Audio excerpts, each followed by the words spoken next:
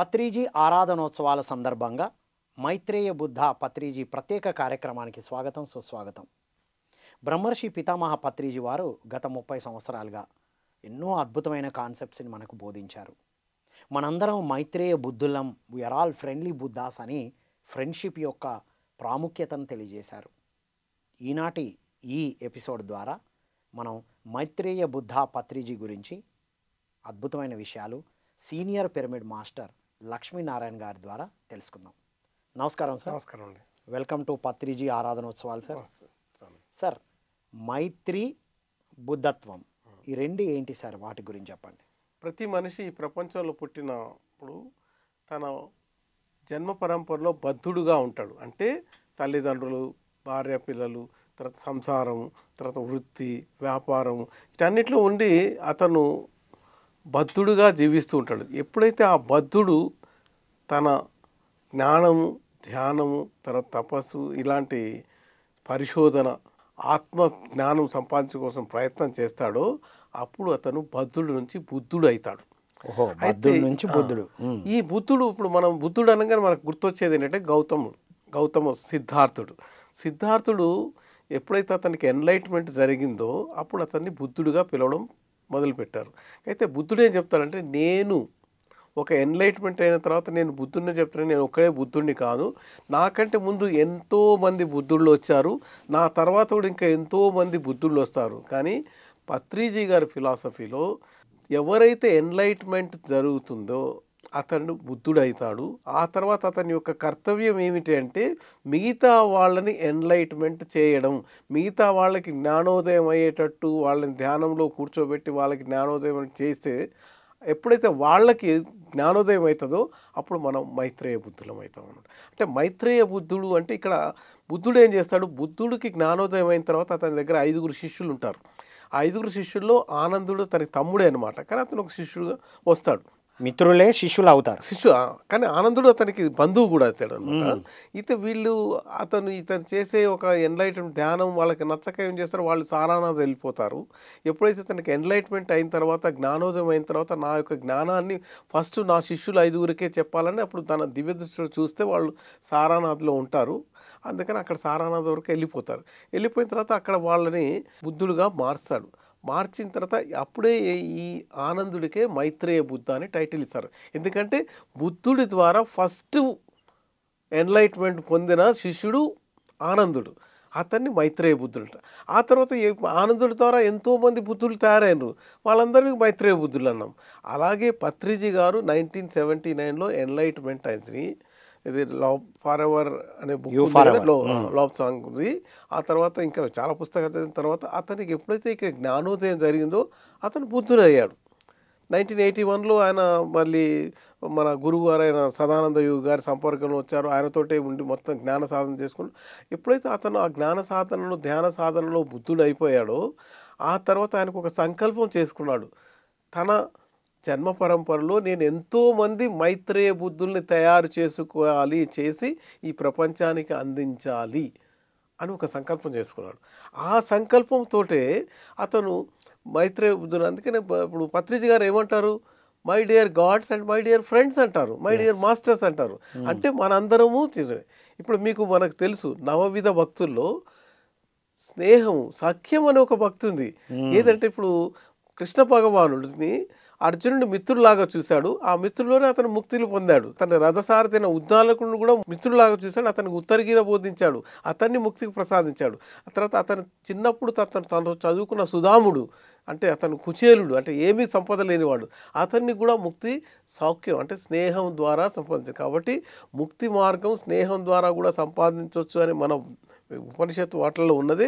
అదే దాన్ని మనం పత్రిజీ గారు చాలా ప్రచారం చేశాడు. మనం ధ్యానం చేస్తూ మనం బుద్ధులం కావాలి, ఆ తర్వాత మన దగ్గర ఉన్న చుట్టుపక్కల ఉన్న వాళ్ళందరినీ బుద్ధులుగా, మైత్రేయ బుద్ధులుగా చేయాలి. మైత్రేయి అంటే స్నేహం, మైత్రేయి అంటే బుద్ధత్వాన్ని మనం స్నేహతత్వంతో కలిపి వాళ్ళకి బుద్ధతత్వాన్ని ప్రచారం చేయడమే మైత్రేయ బుద్ధ. ప్రకటనలు మీవి, ప్రచారాలు మావి, జీవితంలోని వెలుగులందరివి. పిఎంసి తెలుగు ఛానల్లో మీ యాడ్స్ కోసం సంప్రదించవలసిన ఫోన్ నంబర్స్ అంటే పరంపరగా వచ్చే గురుతత్వము కాకుండా మైత్రి తత్వం. Wow one of it's kind కదా సార్. అవును. అప్పుడు అంటే మనకు చరిత్రలో బుద్ధుల వారి ద్వారానే మైత్రేయ బుద్ధుడైన ఆనందుడు నేటి పత్రిజీ ద్వారా మైత్రేయ బుద్ధ తత్వం మనకు అందించింది, మనం అందరికి అందిస్తున్నాం. వావ్. ఇంకా మీరు మైత్రేయ బుద్ధ పత్రిజీ గురించి ఇంకేం చెప్తారు సార్? ఇప్పుడు పత్రిజీ గారు ఫస్ట్ కర్నూలు స్పిరిచువల్ సొసైటీ ద్వారా కర్నూలు బుద్ధ పిరమిడ్ స్థాపించాడు.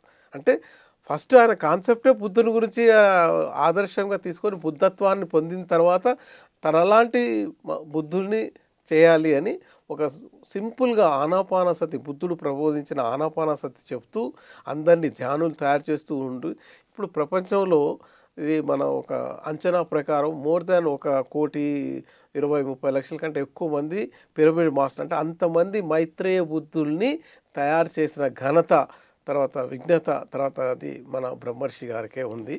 ఎప్పుడైతే ఈ బ్రహ్మర్షి గారు పత్రిజీ గారికి ఎన్లైట్మెంట్ అయిన తర్వాత అతను తన జీవితాన్నే దీనికి అంకితం చేసి మైత్రేయ బుద్ధులను తయారు చేయాలి, తర్వాత ఆనాపానసతిని చేయాలి, వెజిటేరియనిజం చేయాలి అన్నప్పుడు అతని యొక్క జ్ఞానం అంటే మోర్ దాన్ అప్పటికీ 50,000 పుస్తకాల కన్నా ఎక్కువ చదివాడు. తర్వాత స్పిరిచువల్ మాస్టర్స్ ఇవన్నీ చేసి ఉంటే అది ఆయనతో ఉన్న అసోసియేట్స్, అతని శిష్యులు, అతని మాస్టర్స్ వాళ్ళందరూ తిరుపతిలో ఒక పెద్ద మహాసభను చేసి ఆయనకి బ్రహ్మర్షి అని టైటిల్ ఇచ్చారు. అంటే అప్పుడు వాళ్ళు గుర్తించారనమాట. బ్రహ్మర్షి అని మనం ఎవరిని పిలుస్తాము? వాళ్ళు విశ్వామిత్రుడిని పిలుస్తాం. మిగతా విశ్వామిత్రుడు కూడా రాజర్షియే ఉన్నాడు. తర్వాత ఆయన బ్రహ్మర్షి కావడానికి చాలా టైం పట్టింది. రైట్. సో అలాంటి కోవకు చెందిన మన పత్రిజీ గారు తన జీవిత కాలంలో ఆల్మోస్ట్ 40 సంవత్సరాలు ఒకే కాన్సెప్ట్ మీద, అది ఏంటంటే ఆనాపానసతి బుద్ధుడు చెప్పింది చేయండి, మీరు బుద్ధుడు కాండి, మీ ఎదుటి వాళ్ళని బుద్ధుళ్ళని చేసి మైత్రేయ బుద్ధులుగా మారిపోండి. వావ్. అంటే అందరినీ బుద్ధులుగా తయారు చేయడమే మైత్రేయ బుద్ధ. అందుకే మనందరం మైత్రేయ బుద్ధులం అన్నారు సార్. చెప్పారు అది. ఓ బుద్ధుడు రెండో రాక అంటే ఇదే, అందరూ బుద్ధులు అవ్వడమే బుద్ధుడు రెండో రాక. వావ్. ఇప్పుడు బౌద్ధ పురాణంలో అంటే బౌద్ధ శాస్త్రంలో కూడా ఏముంటుందంటే బుద్ధుడి యొక్క ధ్యాన ప్రచారము కొన్ని సంవత్సరాలు, ఒక 500 సంవత్సరాల తర్వాత నశించిపోయి మళ్ళీ 2,500 సంవత్సరాల తర్వాత బాగా ప్రసిద్ధి చెందుతుంది అని అప్పుడు రాసిన భాషలో ఉందన్నమాట. మళ్ళీ నేను 2500 ఇయర్స్ తర్వాత వస్తాను అని వస్తాను అని చెప్పారు. అంటే ఏంటి, ఈ ప్రబోధాలు ఎక్కువ జరుగుతాయి అని చెప్పారు. అది ఇప్పుడు జరుగుతుంది 2,500 సంవత్సరాల తర్వాత. Wow, wonderful sir. ఇంకా సార్ పత్రిజీ నుండి నేర్చుకునేటువంటి జీవిత పాఠాలు ఏంటివి సార్ మనం? ఇప్పుడు పత్రిజీ గారు కాన్సెప్ట్స్లో మొట్టమొదటిది సత్యమేవ జయతి. సత్యాన్ని అంటే ట్రూత్నే మనం ఎప్పుడైనా వస్తుంది కాబట్టి ఆ ట్రూత్ని గురించి, ట్రూత్ అంటే ఇది మళ్ళీ అదే సేమ్ సత్యం అంటే బ్రహ్మ సత్యం జగత్ మిథ్య, అంటే బ్రహ్మ సత్యం కాబట్టి ధ్యానము ఇదే సత్యం కాబట్టి ప్రతి ఒక్క మనిషి ధ్యానాన్ని సంపాదించుకోవాలి, ధ్యానం చేస్తూ ఉండాలి. అది ఫస్ట్ ప్రిన్సిపల్. సెకండ్ ప్రిన్సిపల్ ఏంటంటే అహింసనే పాటించాలి. మీ ఆలోచనలతో కానీ మీ చేతలతో కానీ ఏ చిన్న ప్రాణిని కానీ ఇంక్లూడింగ్ వృక్షాన్ని కూడా మనం ఎవరిని బాధించొద్దు. అది రెండో ప్రిన్సిపల్ ఆయన చెప్పేది.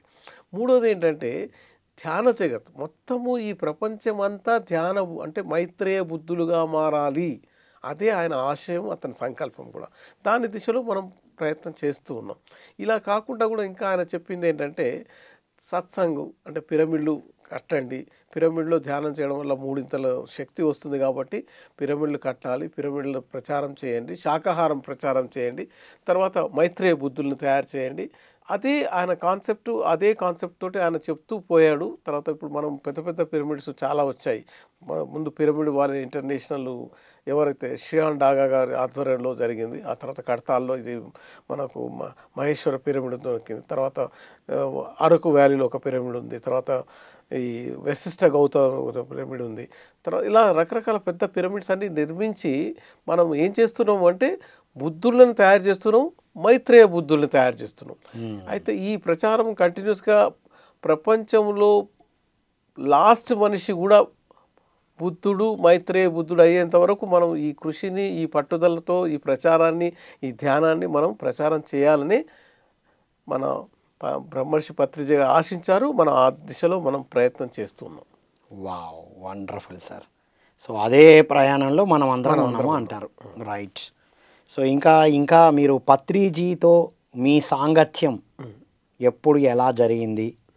వారి ద్వారా మీకు ఏమైనా డైరెక్ట్గా చెప్పారా? మీరు వారి నుంచి ఏమైనా మెసేజెస్ రిసీవ్ చేసుకున్నారా?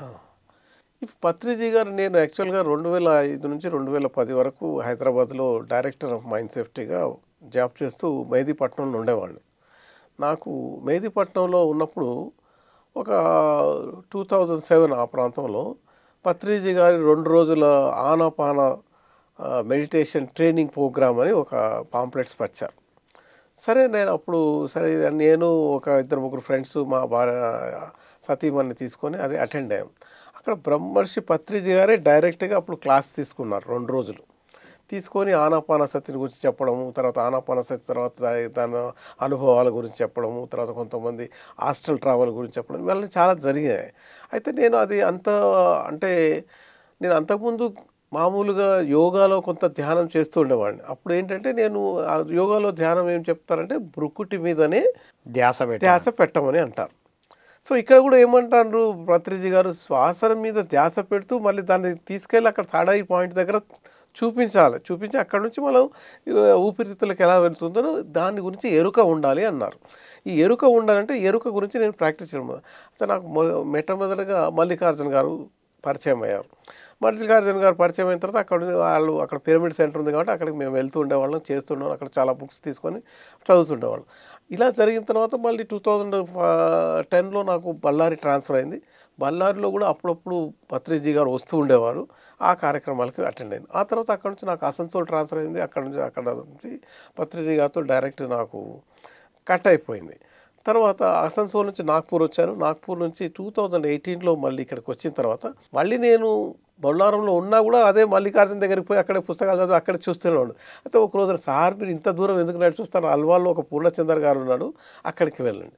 సో అక్కడికి వెళ్ళిన తర్వాత పత్రిజీ గారి స్పెషల్ క్లాసెస్ 41 రోజుల క్లాసెస్ అటెండ్ అయ్యి నేను పత్రిజీ గారికి కొన్ని ప్రశ్నలు అడిగాను. వాటికి చాలా సమాధానాలు దొరికాయి నాకు. ఆ తర్వాత ఆ సమాధానంతో ఇప్పుడు చాలామంది కార్యక్రమాలు ఎంతోమంది. ఒకసారి పత్రిజీ గారు అక్కడికి కల్తాలో ఒక ప్రోగ్రాంకి వెళ్ళి తర్వాత నేను బయట నిలబడితే అందరూ పత్రిజీ గారు వెళ్తున్నారని. సరే నేను కూడా అక్కడ నిలబడి ఉన్నాను. కార్ ఆఫ్ చేశాడు. లక్ష్మణ ఎలా ఉన్నావు అన్నాడు. అరే ఎప్పుడో నేను ఒక 6 నెలల క్రితం ఒక ప్రశ్న అడిగితే అలా గుర్తుపట్టుకున్నారని, సరే బాగున్నాను సరే ధ్యానం బాగా చేస్తున్నావా అని అడిగి వెళ్ళిపోయారు. అయితే ఇది తర్వాత ఇంకోటి మా సతీమణి ఏంటంటే పత్రిజీ గురించి చాలా ఇంకా నాకంటే చాలా ఎక్కువసార్లు కార్యక్రమాలు. సరే ఒకసారి పత్రిజీ గారు బెంగళూరులో ఉన్నారు. బెంగళూరులో బుద్ధ పౌర్ణమి అప్పుడు వెళ్ళి అక్కడ సరే మాట్లాడుతున్నా మళ్ళీ లక్ష్మణ నువ్వు ఇట్లా పిరమిడ్ దాంట్లో ప్రోగ్రామ్స్ కూడా చేస్తున్నావు కదా, బాగా చెయ్యి అన్నాడు. అరే ఇది ఎక్కడ సార్ మీకు ఎలా తెలిసిందని. సో అలా నాకు పత్రిజీ గారితో డైరెక్ట్గా 3-4 సార్లు ఇంటరాక్షన్ ఉంది. సారే పిలిచి ఇప్పుడు సారే పిలిచి అంటే సార్ యొక్క మెమొరీ పవర్ నాకు అది. ఇప్పుడు ఏంటంటే నేను నా జీవితకాలంలో చాలామందిని పని చేసుకున్నా కానీ కొంతమంది గుర్తుపెట్టుకోలేను. ఎందుకంటే వాళ్ళు వచ్చి సార్ మీరు ఆ పలానప్పుడు మా మైన్స్లో ఇన్స్పెక్షన్ వచ్చారు, లేకపోతే నాకు ఉద్యోగం ఇప్పించారు అని చెప్తే అప్పుడు కానీ రికాల్ చేసుకుంటారు. కానీ సారు మనం చూడంగానే ఇమ్మీడియట్గా చెప్తే తర్వాత ఆయన అదే కాన్సెప్ట్ చెప్పారు. మైత్రేయ బుద్ధులు మీరు కావాలి, మన ఫిలాసఫీ ఆనాపానసతిని బాగా ప్రచారం చేయాలని చెప్తూ ఉండేవారు. కొన్ని లక్షల మందిలో ఒకళ్ళని పేరు పెట్టి అదే ఆయన యొక్క సుకృతము. అది నిజం. అది సార్ వండర్ఫుల్ సార్. అంటే ఇప్పుడు పత్రిజీ మీకు డైరెక్ట్గా అయితే ఏం చెప్పలే, జస్ట్ అడగడం అనేది జరిగింది. సార్ మీరు అంతకు ముందు ఎంతోమంది గురువులను కలిసేవారు. అవును రైట్. ఎంతోమంది గురువులను చూశారు, ఎన్నో క్లాసెస్ చేశారు, ఎన్నో సంస్థలకు వెళ్ళారు. పత్రిజీని కలిసిన మొదటిసారి మీకు ఎలా అనిపించింది సార్? వేరే వారికి వీరికి ఏమి వ్యత్యాసం అనిపించింది మీకు? ఇప్పుడు ఏంటంటే నేను అసలు మన జీవితంలో ఒక పరమ లక్ష్యం ఏంటి అనే దాని గురించి నేను ఆలోచిస్తూ ఉండేవాడిని. ఎందుకంటే ఆ జిజ్ఞాస తోటే నేను స్వామి వివేకానంద బుక్స్ చాలా చదివేవాడిని. అయితే నేను ఎప్పుడైతే డైరెక్టర్గా జాబ్ చేస్తున్న 40 years తర్వాత దీని గురించి పరిశోధన చేస్తూ స్వామి రవిశంకర్ గురూజీది, రామ్దేవ్ బాబాది, తర్వాత ఈశాబాది, తర్వాత ఈవెన్ భిక్షమయ్య గురుజీ, ఎంఎంవై. ఆ తర్వాత బ్రహ్మకుమారిది. సో వీటన్నిటికి కూడా వెళ్ళి వాటితో ఏమైనా మంచి ఉన్నదో దాని గురించి గ్రహించడానికి వాళ్ళ పుస్తకాలు, వాళ్ళ భజనలు, వాళ్ళ చేసే పద్ధతి, ధ్యాన పద్ధతులు ఇవన్నీ కూడా నేను నేర్చుకున్నాను.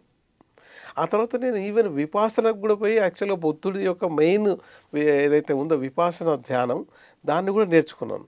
అయితే ఎప్పుడైతే పత్రిజీ గారిది ఫస్ట్ 2 days ప్రోగ్రామ్ విన్నానో, సులభమైన సరళమైన ధ్యాన పద్ధతి అది. రైట్.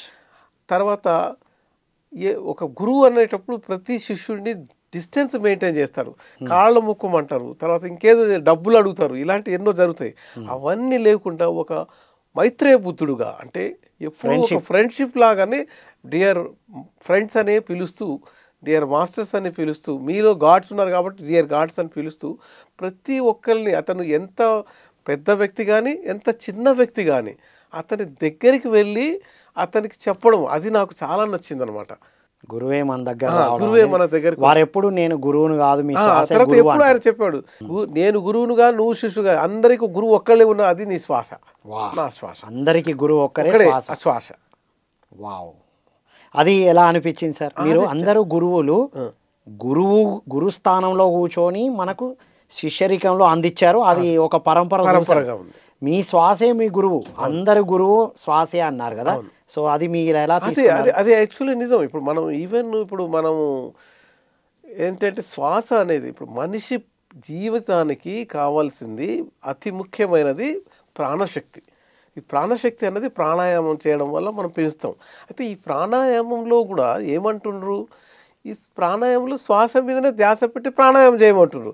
ఎప్పుడైతే శ్వాస మీద మీరు ధ్యాస పెట్టి సరి అయిన ప్రాణాయామం చేస్తామో అప్పుడు ఆటోమేటిక్గా మనకు ప్రాణశక్తి అనేది కాస్మిక్ శక్తి, అంటే విశ్వశక్తి నుంచి మనకు అందుతూనే ఉంటుంది. ఎప్పుడు అందుతుంది కానీ దాన్ని ఎన్నో రెట్లతోటి ఎక్కువ అవుతుంది ఎప్పుడైతే మీరు ఎరుకతోటి శ్వాసను తీసుకుంటూ ఉంటారు, గమనిస్తున్నప్పుడు. అంటే దాని అర్థం ఏంటి, సార్ చెప్పింది కూడా అదే, మీరు ఎరుకతోటి ధ్యానం చేస్తున్నారు, ఎరుకతోటి శ్వాసను తీసుకుంటున్నారు కాబట్టి శ్వాస గురువు అంటారు.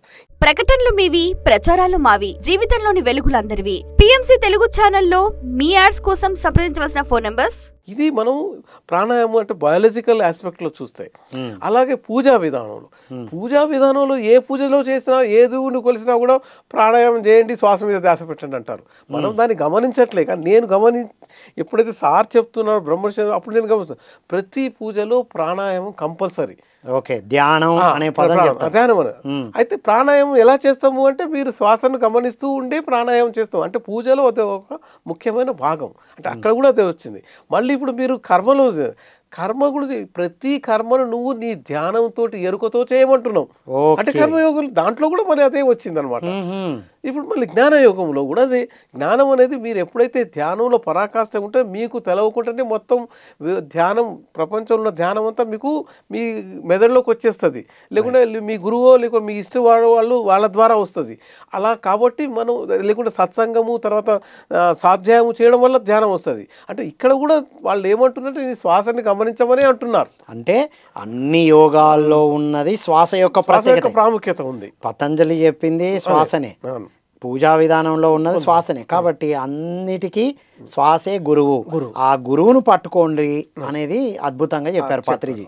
అల్టిమేట్ సార్, చాలా అద్భుతమైన విషయం చెప్పారు సార్. చివరగా పత్రిజీ ఆరాధనోత్సవాల సందర్భంగా మీ సందేశం సార్. ఇప్పుడు పత్రిజీ గారు జూలై 2022 నిర్మాణం పొందారు. కానీ వారి అంటే సూక్ష్మ శరీరము లేకుంటే ఆత్మ లేకుంటే మీరు ఆస్ట్రల్ బాడీ, ఇది ఏదైనా అనుకోండి, కారణ శరీరం, అది మనం ఇక్కడే తిరుగుతూ ఉంది. మనం చేసే ప్రతి పనిని గమనిస్తూ ఉన్నారు. కాబట్టి ఆయన చెప్పింది, ఆయన ఆశయం, ఆయన సంకల్పం ఏం చెప్పాడు, అందరినీ మైత్రేయ బుద్ధులుగా తయారు చేయాలి అన్నారు. కాబట్టి ప్రతి పిరమిడ్ మాస్టర్ ఒక మైత్రేయ బుద్ధుడిగా ఉండి ఇంకో 10 మంది మైత్రేయ బుద్ధులను తయారు చేస్తూ ఉంటే ఇప్పుడున్న 1,40,00,000 అదే 10 కోట్లు 20 కోట్లు అలా పెరిగిపోతూనే ఉంటుంది. కాబట్టి ప్రతి ఒక్క పిరమిడ్ మాస్టర్కి నేను ఇచ్చే సందేశం ఏంటంటే, be a Maitreya Buddha and make others as a Maitreya Buddhas. వాహ్, wonderful sir, thank you so much sir. నమస్తే. ఇదండి ఈనాటి మైత్రేయ బుద్ధ పత్రిజీ ప్రత్యేక కార్యక్రమం విత్ లక్ష్మీనారాయణ గారు. ఎంత అద్భుతమైన విషయాలు చెప్పారండి. అసలు మైత్రేయ బుద్ధ అంటే మొట్టమొదటిసారిగా బుద్ధుల వారు ఆనందుల వారికి అందించిన పేరు అది. నువ్వు మైత్రేయ బుద్ధుడివి అని. వారి ద్వారా ఎంతోమంది బుద్ధత్వంలోకి రావడం వల్ల అందరూ మైత్రేయ బుద్ధులు అయ్యారు. బ్రహ్మర్షి పితామహ పత్రిజీ వారి ద్వారా మనం బుద్ధులమై మనం ఎంతోమందికి ఈ బుద్ధత్వం అందించడమే మైత్రేయ బుద్ధ అని తెలుసుకున్నాం. కాబట్టి వారి సందేశంలో కూడా అద్భుతంగా చెప్పారు. రైట్, శ్వాస మీద ధ్యాస, అన్నిటిలో ఉన్నది శ్వాసే, అన్ని యోగాల్లో ఉన్నది శ్వాసే, పూజా విధానంలో ఉన్నది శ్వాసే. కాబట్టి శ్వాసే గురువు, మీ శ్వాసే మీ గురువు. కాబట్టి మిత్రులారా, శ్వాస మీద ధ్యాసతో మనం బుద్ధులమై ఎంతోమంది బుద్ధులను తయారు చేయడమే, అలా తయారు చేయాలన్న స్ఫూర్తిని తీసుకోవడానికే పత్రిజీ ఆరాధనోత్సవాలు. పత్రిజీ ఆరాధనోత్సవాలు అంటే వారి యొక్క సబ్జెక్టుకి జ్ఞానానికి కనెక్ట్ అయి మన ద్వారా అది అందించబడాలి, మనం దానికి సంసిద్ధంగా ఉండాలని తెలియజేయడానికే ఈ కార్యక్రమాలు. కాబట్టి మిత్రులారా, ఈ ధ్యాన సాధనతో అందరూ మైత్రేయ బుద్ధులుగా ఎదిగి అందరినీ మైత్రేయ బుద్ధులుగా అందరికీ అందించాలని కోరుకుంటూ మరో కార్యక్రమంలో మళ్ళీ కలుద్దాం. అంతవరకు సెలవు. Thank you all.